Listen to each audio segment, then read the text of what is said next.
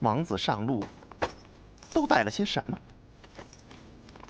就这些东西：弓弩、剑、马刀，还有短斧，还有套马绳。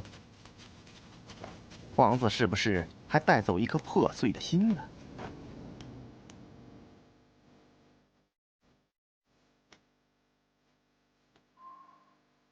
奴才担心的就是这个。汉朝人有句话叫“卧薪尝胆”，说的是战国时越王勾践担心自己忘掉心中的仇恨，所以每天只睡在柴堆上，并且每天去苦胆尝之，以提醒自己勿忘仇恨。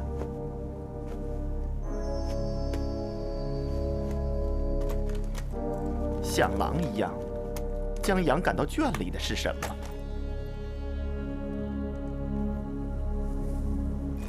是猎狗。对，是猎狗。所以今日王子远行，奴才没什么好相送的，特送上4只猎犬伴王子远行。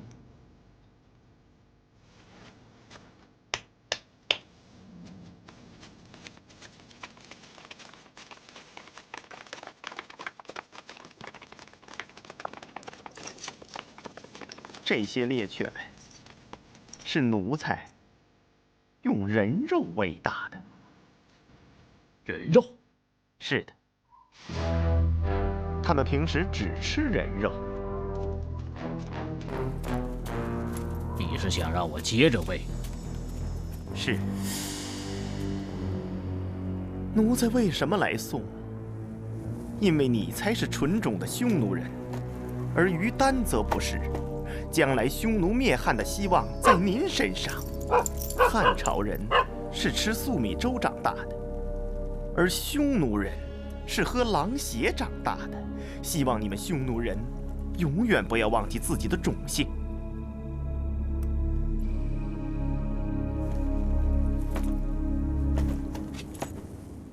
这也叫卧薪尝胆。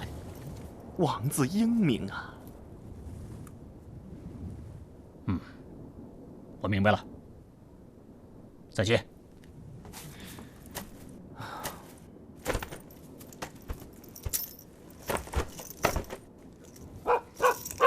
叫！王子保重。到了秋天围猎之时，我们还会再见面。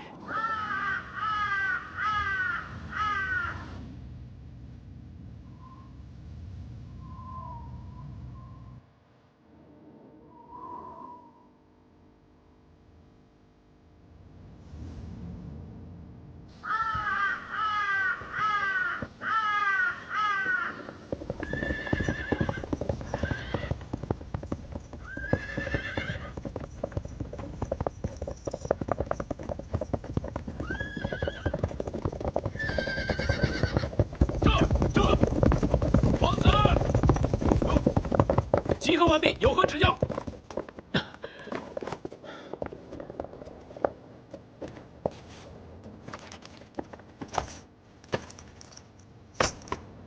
叫！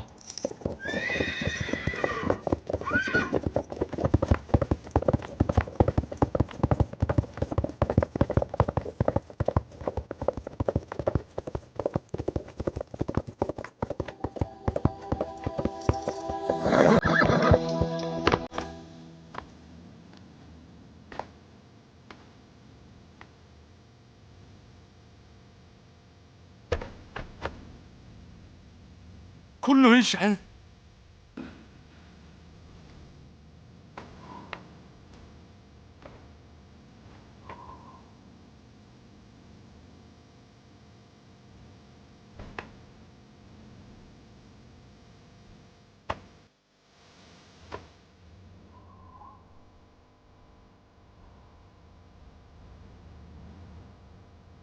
昆仑神，昆仑神，昆仑神。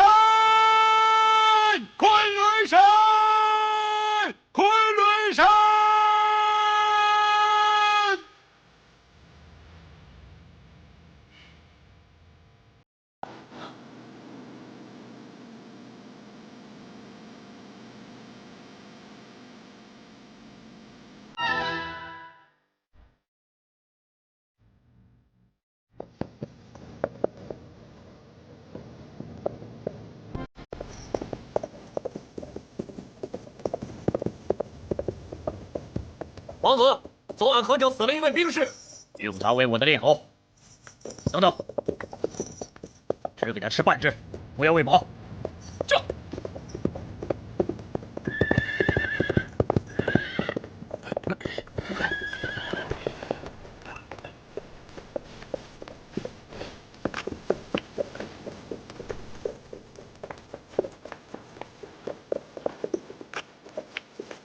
哎，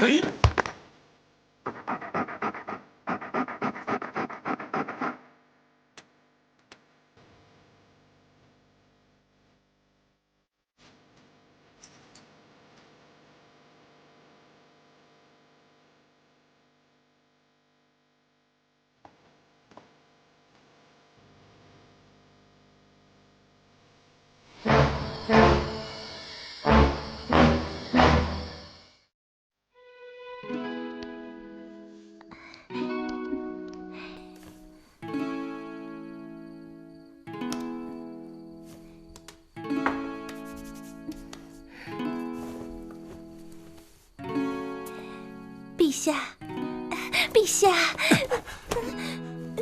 不要把这些胡乱香气往自家身上抹，朕的鼻子受不了。哟，受不了早说呀！怎么没当太子之前不说呢？哼，什么都当上了，倒嫌这嫌那的。什么当太子之前？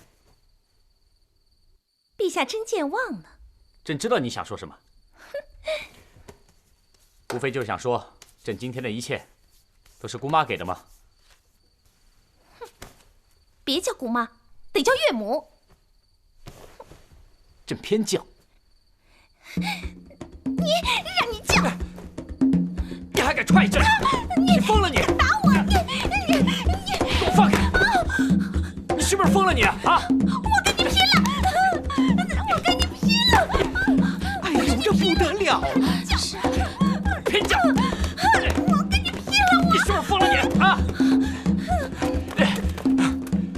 陛下，您的你的脸，脸，朕不要这脸了！你不喜欢我，我就不撒了，我偏撒，我偏撒，我就撒，我就撒，我撒你身上，熏死你啊！不可理喻！你给我站住，站住！哎，皇后娘娘，皇后娘娘，皇后娘娘，皇后娘娘，这还有你说话的份儿啊！皇后娘娘，您有什么火，尽可以冲老奴发，万万不可冲皇上，更不能说那个忌讳的字眼儿。古往今来，从没见哪个皇后娘娘敢这样当着面诅咒她的一国之君的。你给我住嘴！什么一国之君？要不是靠我们家，你有今天，你给我滚！你个混蛋！皇上万岁！皇上万岁！万岁！万岁！皇上万岁！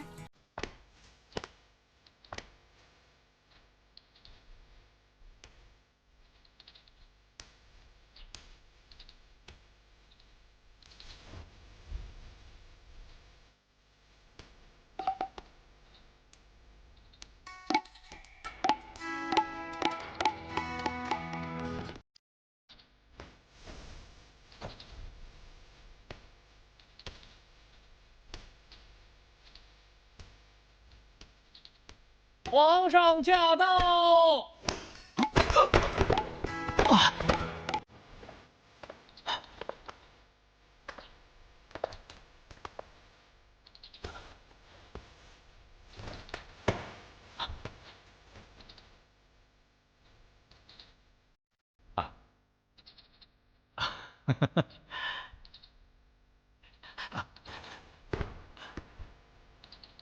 你就是董仲舒吧？果然是狂妄不羁。起来吧，朕倒喜欢你的本色自然。怎么样，朕这儿的典籍不少吧？臣早听说皇上爱藏书，可世上真正有用的书并不多。读书不在多少，文必切于实用，礼必重于儒学。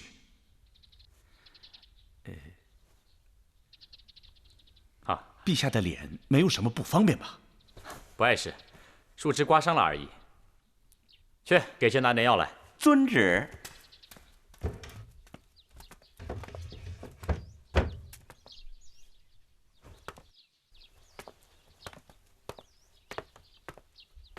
怎么了，姐姐？坏了！这大白天的，你不在朝上，不在皇上身边，跑我这儿干什么？皇上正在天禄阁与董仲舒谈话。董仲舒，他是个什么人呢？皇上朱批的策论头名，当今的名儒啊！嘿，你看，净捣乱！来，我看看。哦，我想起来了，这儿这皇上当得可以呀，他能让人一步登天了。恐怕事情没那么简单吧，姐姐。怎么？你听说了什么？怕就怕老太太有话不说，憋在心里，但她一开口，恐怕……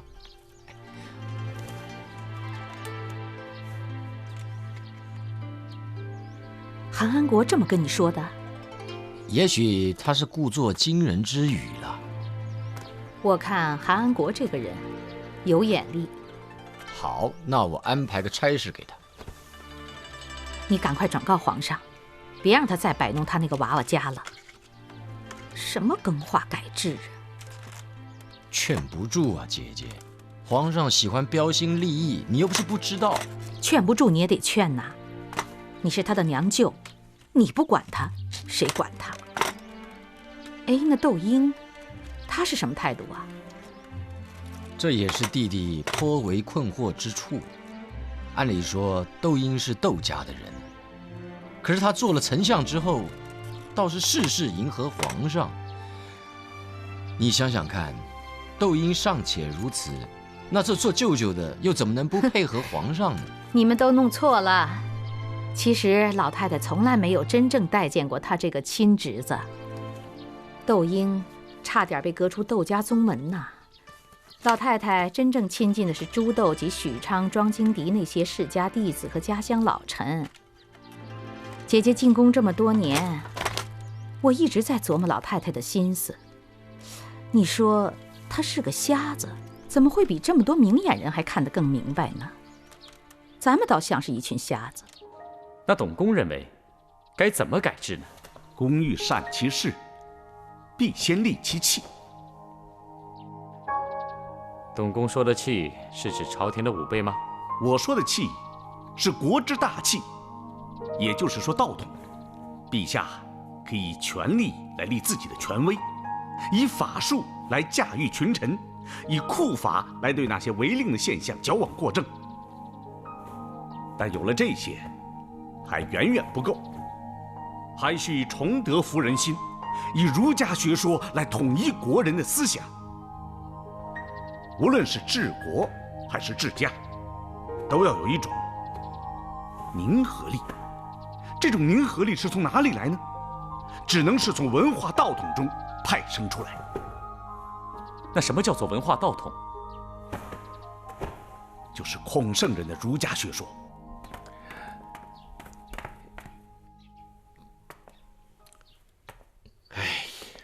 你说董仲舒这老夫子，他这肚子里头到底有多少东西啊？已经谈了4个时辰了，这可是前所未有的，这是。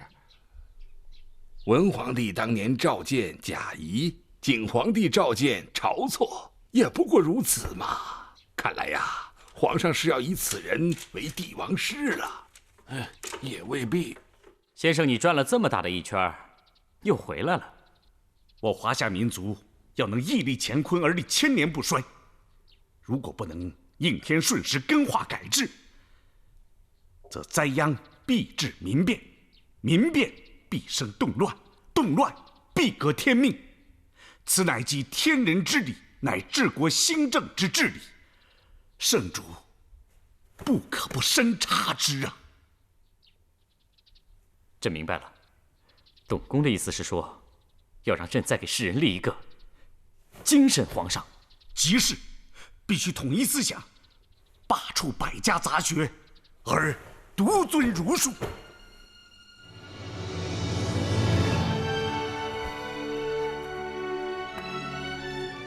朕明白了。归纳你的话，就是要从礼、尊王、让仪，君君臣臣，父父子子。对。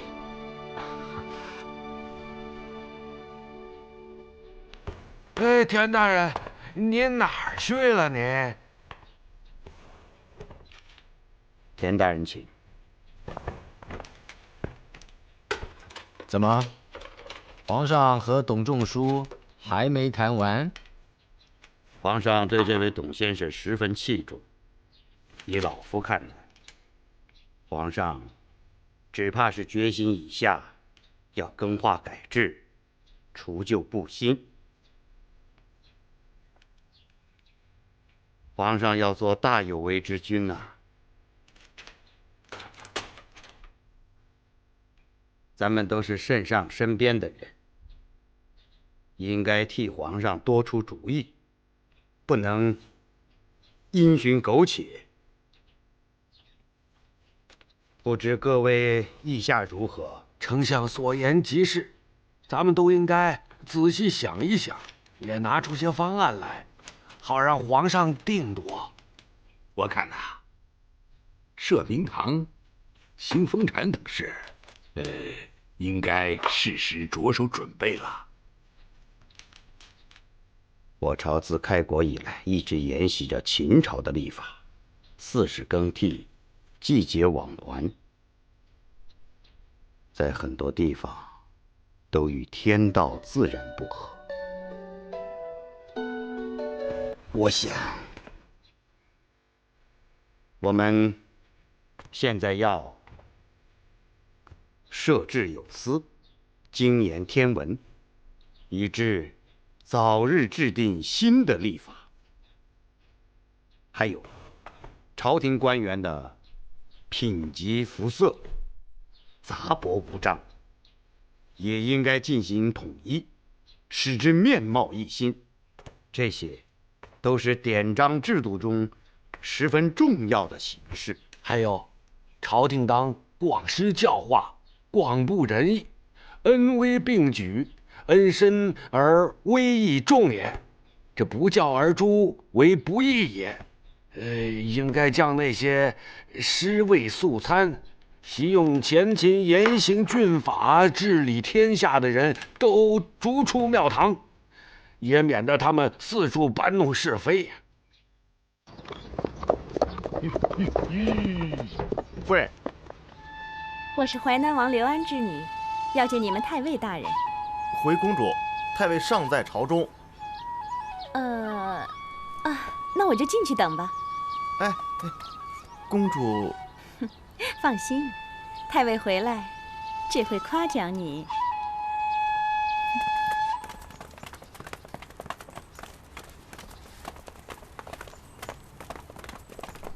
启奏皇上，今天一早，京兆府在城内设卡，共查获17辆伪制车乘，已全部扣押。这是伪制车主的名单。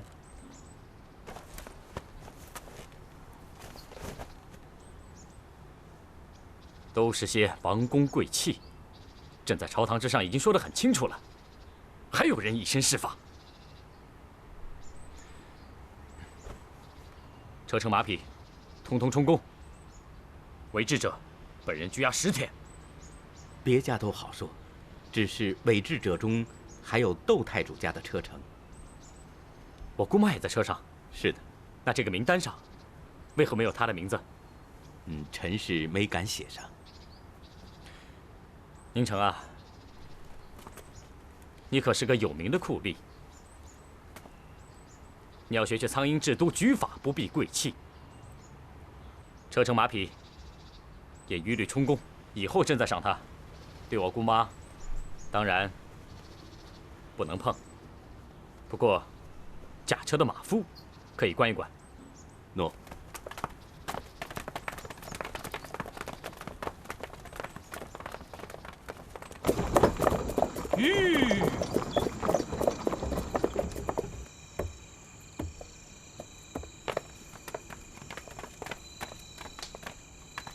这是谁的车停在这？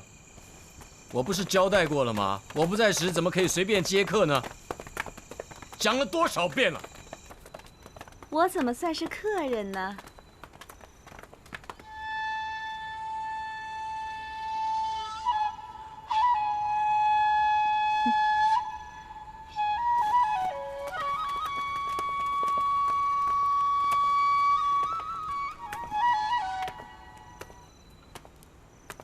我们不是亲戚吗？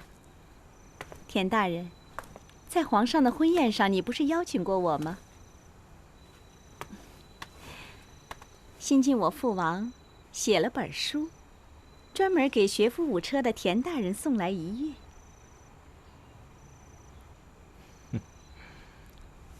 我说有事嘛，不然您这国色天香的公主怎么会上我这来呢？看您说的，田大人，我怎么就不能到这儿来呢？田大人，难道你就让人家这么站着吗？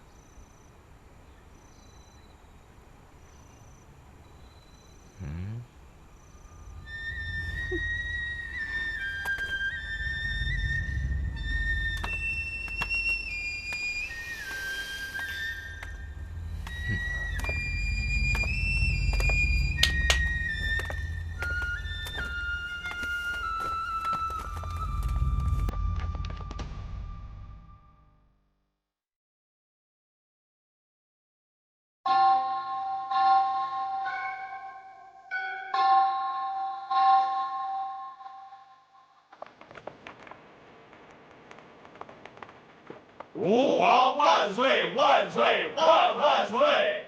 平身。谢皇上。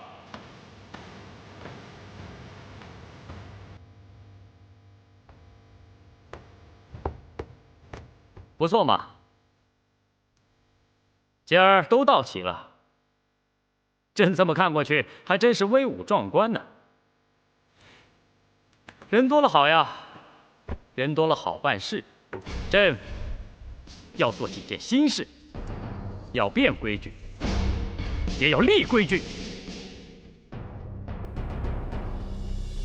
朕的意思是，我们汉朝从立国到现在，就是个没规矩的朝，不是吗？高祖刚做皇帝的时候，手下的将军可以和他称兄道弟，互相拍肩膀，君不君，臣不臣。这样的事情，现在仍然有。不错，你们中不少人都是朕的长辈，按照家礼，朕得给你们磕头。可到了朝上，你们还能倚老卖老吗？进出宫门能像进出自家院门？旁若无人，走在驰道上大摇大摆，那也是你能走的吗？说话随便，一言不合就皇上长皇上短的，私下乱嚼舌头根子，你也有那个资格？什么规矩这都是。再看看你们身上穿的官服，五颜六色，乱七八糟。那3等官的和5等官的穿的一样，那文官的和武官的衣服一样。朕告诉你们，以后再这么乱穿衣的，一进宫门就给朕拖出去，把衣服扒了，换上朝服，再到这儿来见朕。你们不在乎，可是朕在乎，今后都得有规矩。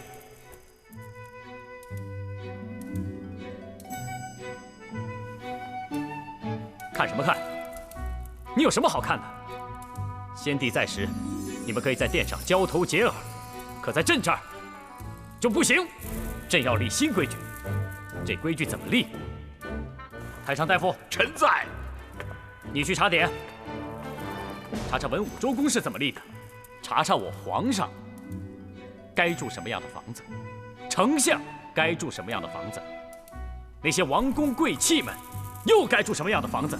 许多人不都在买田买地置房产吗？你要弄弄清楚，他们到底有什么资格，该住什么规格的房子。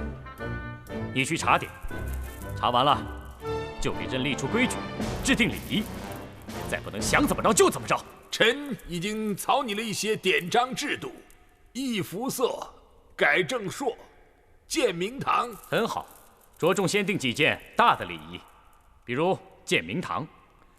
父皇在位的时候，朕最不能容忍的，就是那些诸侯王。动不动就要这个要那个的，建这个明堂是做什么用的呢？就是让那些诸侯王来这儿拜朕，别跟我叔叔大爷的论辈儿，朕就在这儿坐着，别管你七老八十这个王那个王的，都得到这儿来给朕磕头。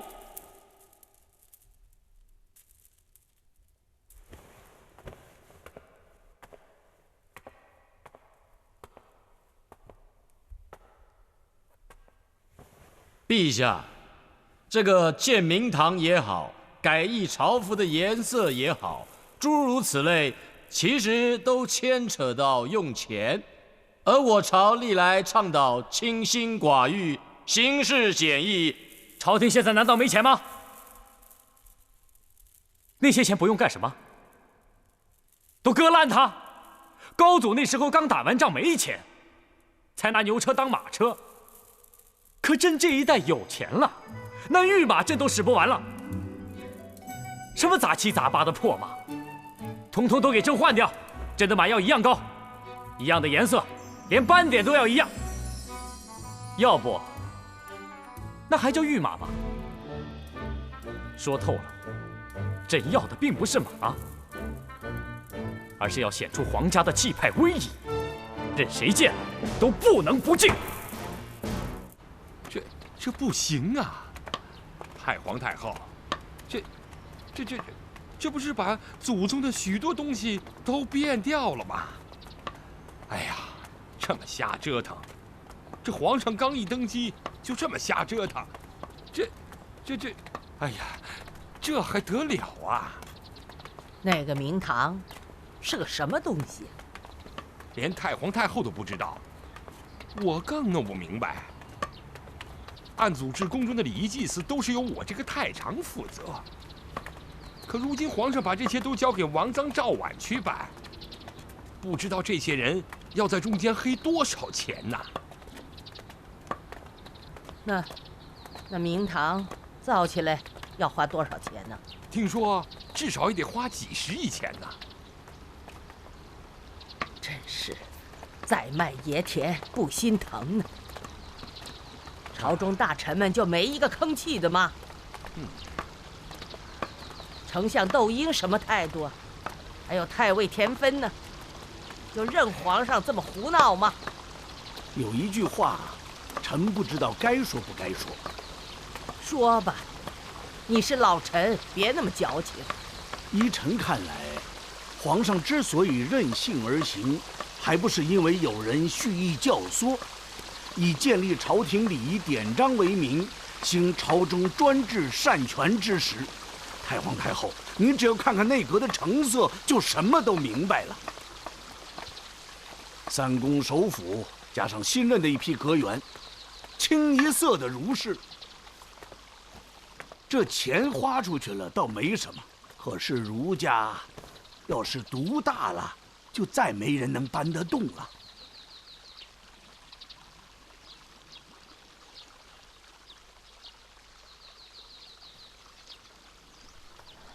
老身答应过皇上，让他扑腾一阵子的。年轻人呐，先让他折腾去吧，不着急，给他时间。要不，你怎么知道他能走多远，走到哪里去？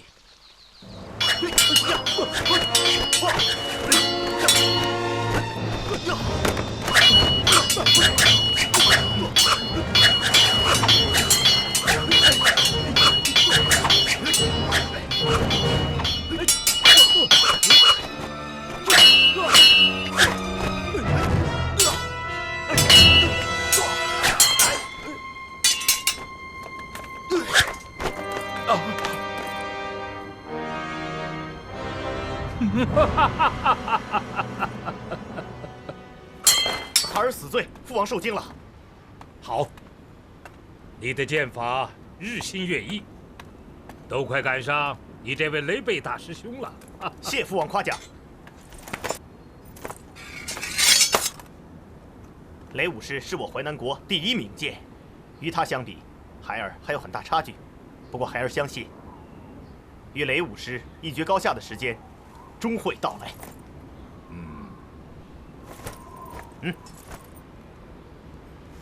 如果你读书也如同用剑，为父就后顾无忧了。记住，书和剑是王者之两翼，哪一边偏废了，都难以腾飞。知道了。报！启禀大王，刘玲公主自京城送来密剑。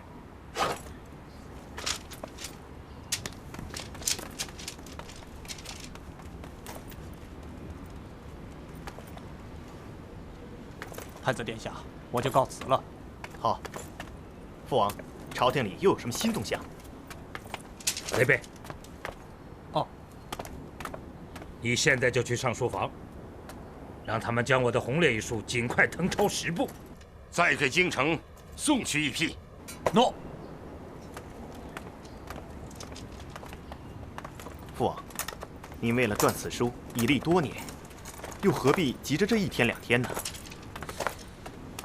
太皇太后是人老了呢，还是有意放出风声？父王，您什么意思？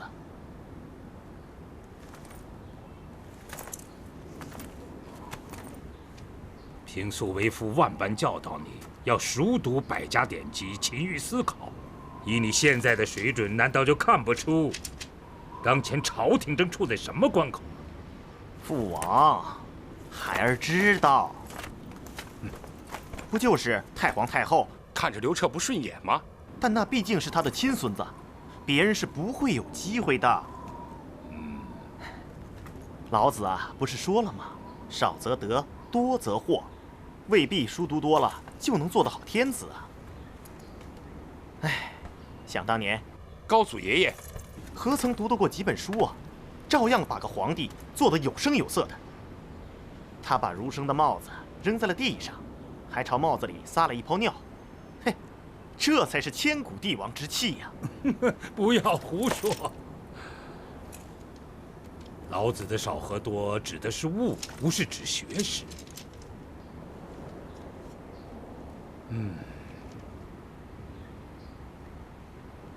霸术能夺得天下，却治不得天下。朝政今后将何去何从？寡人为什么现在要把这部书送到朝里去呢？因为朝廷争斗的双方，他们都在寻觅有利于自己的道统理念。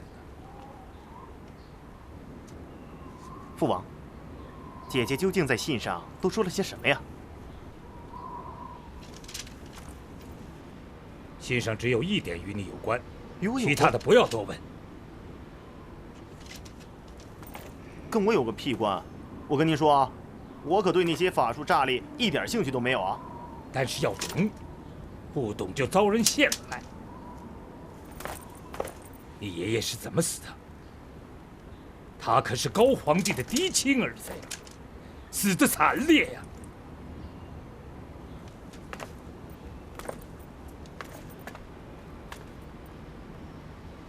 压在资车上，整整5天拒不进食啊，活活的饿死。他咽下最后一口气的时候，还抓着我的双手，说：“为王者，不知嗟来之事。”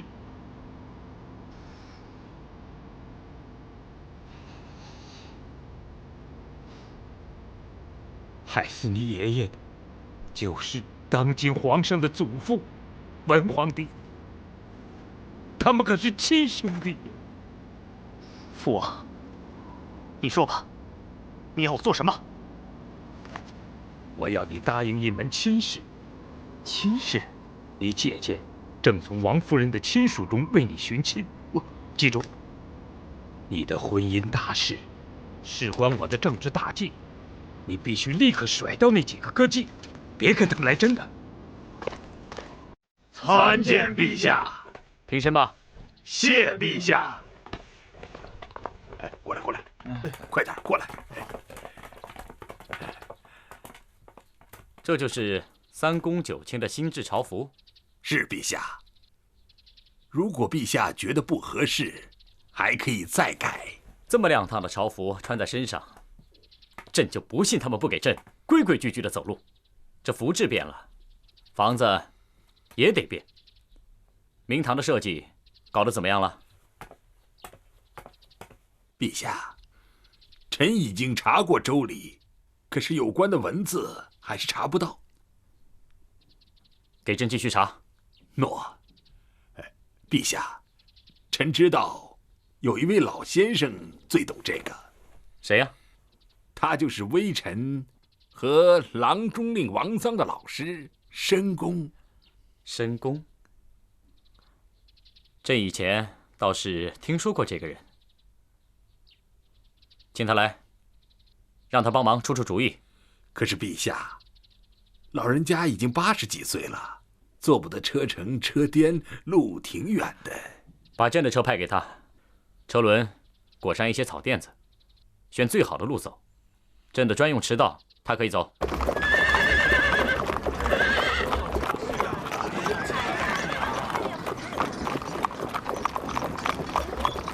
是啊。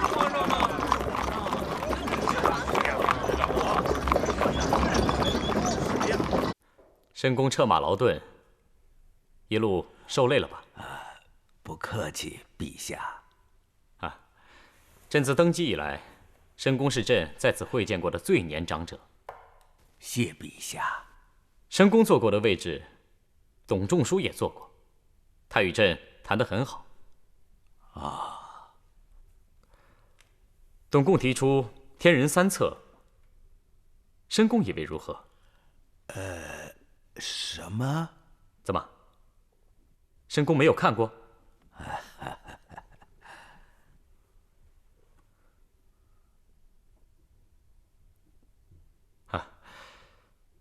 您的学生赵绾、王臧都是朕的重臣，他们都向朕推举申公。他们现在忙于更化改制，改正朔，议服色，定官名，重礼乐，更秦法以立汉制，许多新的举措也都在酝酿之中。这些都是朕要罢黜百家，独尊儒术的第一步。此时此刻，朕最想听一听，作为儒学泰斗的申公，您老的高见。为政在于少言。我没什么可说的，政策的好坏，关键只看是否行得通。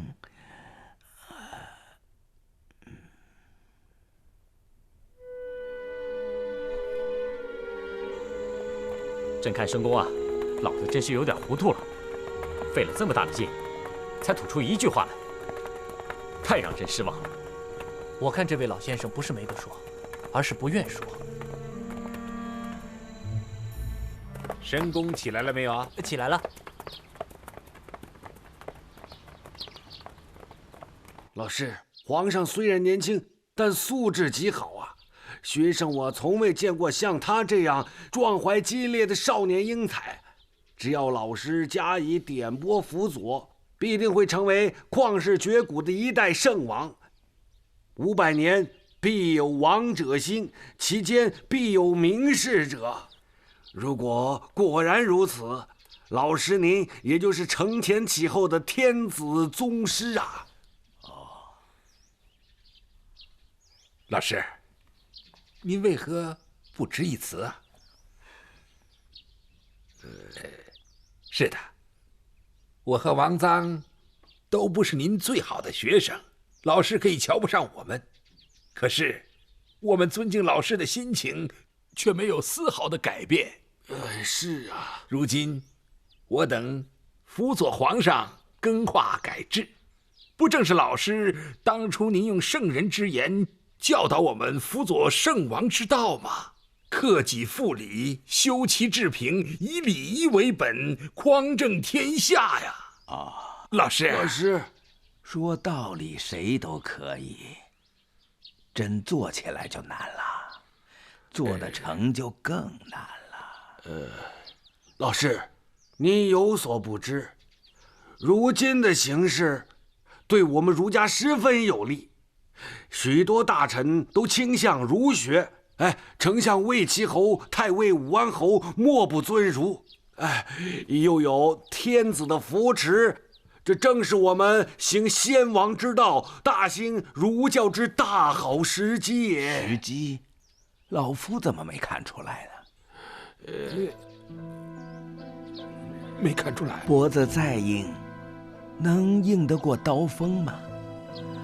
好的理论，宛如一个天然的美人儿，增之一分则长，减之一分则短，着粉则太白，擦胭脂则太红。而这样的美人历来只委身于一种人，她必须既有雄才大略之心，又有务实治国之才，既能审时度势，又能权衡变通。你们告诉老夫，那个玉座上的孩子，他是这样的人吗？老师，